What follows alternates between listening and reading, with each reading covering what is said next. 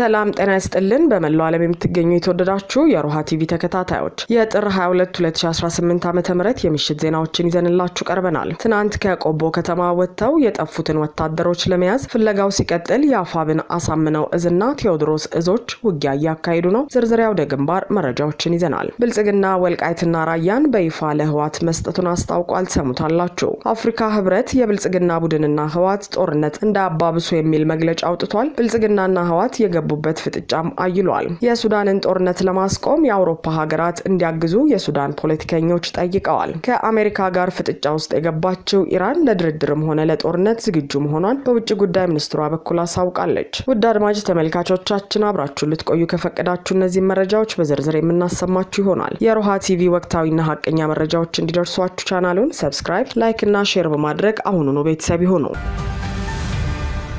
ትናንት ከቆቦ ከተማ ወጥተው የጠፉትን ወታደሮች ለመያዝ ፍለጋው ሲቀጥል የአፋብን አሳምነው እዝና ቴዎድሮስ እዞች ውጊያ እያካሄዱ ነው። ከትናንት በስቲያ ሌሊት ካላማጣና ኮረም ለቀው እንዲወጡ የተደረጉት የአገዛዙ ወታደሮች ከቆቦ ከተማ መጥፋታቸው ይታወቃል። ወታደሮቹ ምናልባት በከተማ ውስጥ አድረው ከሆነ በሚል መውጫ መግቢያ ኬላዎች ላይ የተጠናከረ ፍተሻ እየተካሄደ ነው። በከተማዋ የቀሩት ወታደሮች የከዱ ጓዶቻቸውን ለመያዝ በከባድ መሳሪያ ሽፋን ታግዘው በከተማዋ ዙሪያ በሚገኙ ገጠራማ መንደሮች ተንቀሳቅሰው አሰሳ እንዲያካሂዱ ከአዛዦቻቸው መመሪያ የተሰጣቸው ቢሆንም ነገር ግን ወታደሮቹ የፋኖን ጥቃት በመፍራት መንቀሳቀስ አልቻሉም። ወታደራዊ አዛዦቹም የጠፉትን ለመፈለግ የምንልካቸው ወታደሮችም ሊጠፉብን ይችላሉ በሚል ስጋት በየገጠሩ እየዞራችሁ ፈልጉ ብለው አውርደውት የነበረውን መመሪያ እንዲተገበር ለማስገደድ አልደፈሩም። በከተማዋ ዙሪያ አርሶ አደር የምግብ እህል ለማስፈጨት ዛሬ ጥር 24 2018 ዓ.ም ማለዳ ወደ ቆቦ ከተማ እየገባ እንዳለ ኬላ ላይ በነበሩ ወታደሮች ተይዞ መጣ የከዱ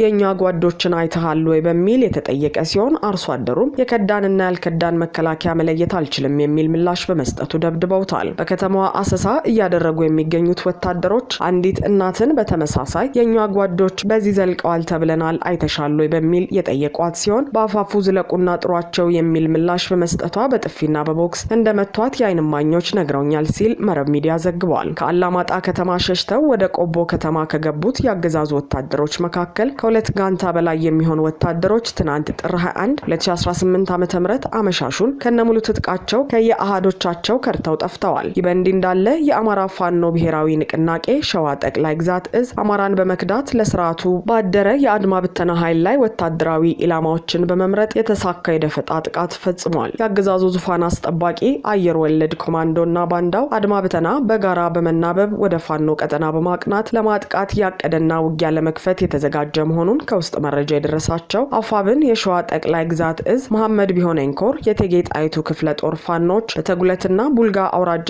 አንኮበር ልዩ ስሙ ይፍሩ ጉባ ድንጋይ መፍለጫና ጎርጎ መገንጠያ በነበረ ምሽግ ላይ በመግባት የአራተኛ ሻለቃ ቃኞች ቀድመው በጣሉት ድንገተኛ ወታደራዊ ኢላማ ባደረገ ጥቃት አድማ ብተናው ሙትና ቁስለኛ ተደርጓል። በጥቃቱ ከፍተኛ ጉዳት የደረሰበት የአገዛዙ ኃይል አባላቶቹ ተገድለውበታል፣ እንዲሁም ቆስለውበታል። በሌላ በኩል ከቡሬ ከተማ ወደ ሽንዲ መውጫ ላይ በተፈጸመ የደፈጣ ጥቃት የአድማ ብተናና ሚሊሻዎች ከባድ ጉዳት አስተናግደዋል። ትናንት ጥር 21 2018 ዓ.ም አመሻሹን ከቡሬ ከተማ ወደ ሽንዲ መውጫ አካባቢ እንቅስቃሴ ሲያደርጉ በነበሩ ወታደሮች ላይ በተፈጸመ ሽምቅ ጥቃት ከ7 በላይ የአድማ ብተና አባላት ሙትና ቁስለኛ መደረጋቸውን በቴዎድሮስ እዝ የ109ኛ ኮር ህዝብ ግንኙነት ክፍል ገልጿል። በሸዋ በተለይ በምንጃር ሸንጎራ፣ አሳግርት፣ ሀገረ ማርያም በበረህትና አካባቢው በሺዎች የሚቆጠሩ ወጣቶች ጁንታው ዳግም የአማራን መሬት ወረራ በራያና በወልቃይት ጀምሯል፣ ርስታችሁንና መሬታችሁን አስከብሩ በማለት አገዛዙ አፈሳ ጀምሯል።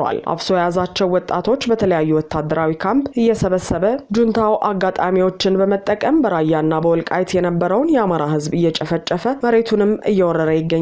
ለአማራ ህዝብ ልንደርስለት ይገባል እያሉ በውሸትና በሴራ ወጣቱን እያፈሱ ወደ ማሰልጠኛ ለመውሰድ እየተሯሯጡ ይገኛሉ ተብሏል። ብልጽግና በቀጣይ ግንቦት አካሂደዋለሁ ባለው ምርጫ ወልቃይትና ራያን በትግራይ ክልል ማካለሉን አሳወቀ። በአብይ አህመድ የሚመራው የብልጽግናው አገዛዝ አገሪቱን በጦርነት እያመሰ ህዝብ እያለቀም ቢሆን የይስሙላ ምርጫ ለማካሄድ ወስኗል። በዚህም በአገዛዙ ግንቦት 24 2018 የድምጽ መስጫ ቀን የተቆረጠለት ምርጫን በሚመለከት የምርጫ የበላይ ተቆጣጣሪ የኢትዮጵያ ብሔራዊ ምርጫ ቦርድ ምርጫውን የተመለከቱ ተከታታይ መረጃዎችን መስጠቱን እንደሚቀጥል አስታውቋል። ምርጫ ቦርዱ ለሰባተኛው ዙር ጠቅላላ ምርጫ የተለያዩ የቅድመ ምርጫ ተግባራትን በማከናወን ላይ ነኝ ሲልም አስታውሷል። ምርጫ ቦርድ በዲጂታልና በማኑዋል ላይ የመራጮች ምዝገባ የሚከናወንባቸውን የምርጫ ጣቢያዎች ዝርዝር በይፋዊ ገጹ ላይ ማስቀመጡንም ተመልክተናል። ምርጫ ቦርድ ይፋ ባደረገው የምርጫ ጣቢያዎች ዝርዝር ላይ በትግራይ ክልልም ከ2000 በላይ ምርጫ ጣቢያዎች መሰየማቸውን የአካባቢዎችን ስም በመጥቀስ አመልክቷል። በዚህም ብልጽግና የሚመራው ምርጫ ቦርድ በዛሬው ዕለት ምርጫ አካሄድባቸዋለሁ ያላቸውን ጣቢያዎች ይፋ ሲያደርግ አንድ አነጋጋሪ ሁነትን ሮሃ ተመልክታለች። በዚህም መሰረት በትግራይ ክልል ምርጫ እንደሚካሄድ በድረገጹ ባሰፈረው መረጃ ያሳወቀ ሲሆን ከ50 ሺህ በላይ የምርጫ ጣቢያዎች በሀገር አቀፍ ደረጃ ከ2100 በላይ ጣቢያዎች በትግራይ እንደሚኖሩ ታሳውቋል። ታዲያ በዚህ የምርጫ ጣቢያ ዝርዝር ውስጥ ትግራይን መጨረሻ ላይ ያሰፈራት ሲሆን ወልቃይት፣ ራያና ጠለምትን በትግራይ ክልል አካቷቸዋል። የወልቃይት አካባቢዎች ምዕራብ ትግራይ በሚል፣ የራያ አካባቢዎች ደቡብ ትግራይ በሚል፣ የጠለምት አካባቢዎች ሰሜን ምዕራብ ትግራይ በሚል አወቃቀር ውስጥ መሆናቸውን ሮሃ ተመልክታለች። በዚህም አሁን ብልጽግና ከህወሓት ጋር በጠለምት እያካሄድኩት ነው የሚለው ውጊያ ድራማ እንደሆነም ይህ መረጃ አመልክቷል። ምክንያቱም ከሳምንት በፊት የአብይ አማካሪው ጌታቸው ረዳ ወልቃይትን ለመውሰድ ከአብይ ጋር ተስማምተናል ያሉ ሲሆን ወደ ጠለምት እየገቡ ያሉ የህወሓት ሰዎችም አብይ እንድንገባ ፈቅዶልናል በሚል ምስጢር እያሾለኩ ነው። ስለሆነም አብይ ወልቃይትና ራያን መስጠቱን በምርጫ ቦርድ በኩልም ሆነ መሬት ላይ ባሉ እንቅስቃሴዎቹ እያሳወቀ ይገኛል።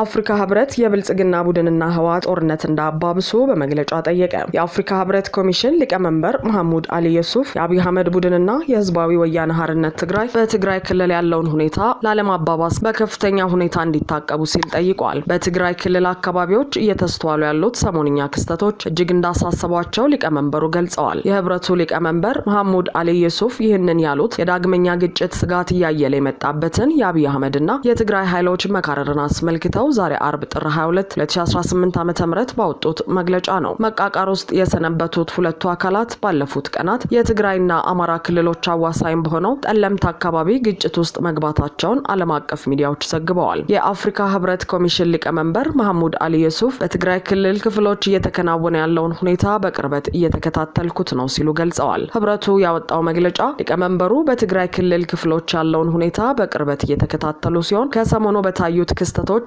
ማቸውን ጥልቅ ስጋት ገልጸዋል ይላል። ሊቀመንበሩ በመግለጫቸው በአፍሪካ ህብረት የሚመራውና የሁለት ዓመታቱ ደም አፋሳሽ ጦርነት ያስቆመውን የፕሪቶሪያ ስምምነት ማስጠበቅ እንደሚገባ አሳስበዋል። በስምምነቱ አማካኝነት በከፍተኛ ጥረት የተገኙ ውጤቶችን ማስጠበቅ እጅግ የላቀና ቀጣይነት ያለው ጠቀሜታ እንዳለው በመግለጫቸው አጽንኦት ሰጥተዋል። ሁሉም ወገኖች ያለውን ሁኔታ ሊያባብሱ የሚችሉ እርምጃዎችን ከመውሰድ በከፍተኛ ሁኔታ እንዲታቀቡ እንዲሁም መተማመንን ሊሸረሽሩ ከሚችሉ ድርጊቶች እንዲታቀቡ ሊቀመንበሩ በመግለጫቸው ጠይቀዋል። የአብይ ቡድንና ህወሓት ማናቸውንም ያልተፈቱ ጉዳዮችን የዘላቂ የግጭት የማቆም ስምምነቱን ግዴታዎችና መንፈስ ሙሉ በሙሉ በማክበር ገንቢ በሆነ ውይይት እንዲፈቱም ጥሪ አቅርበዋል። የአፍሪካ ህብረት የፕሪቶሪያ ስምምነት ሙሉ በሙሉና ውጤታማ በሆነ መልኩ እንዲፈጸም የማይናወጥ ቁርጠኝነት እንዳለው በመግለጫው ላይ ጠቅሷል። በዚህ የሰላም ግንባታና የእርቅ ሂደት ውስጥ ለስምምነቱ ፈራሚ አካላት የሚያደርገውን ቀጣይነት ያለው ድጋፍ እንደሚቀጥልም አስታውቋል።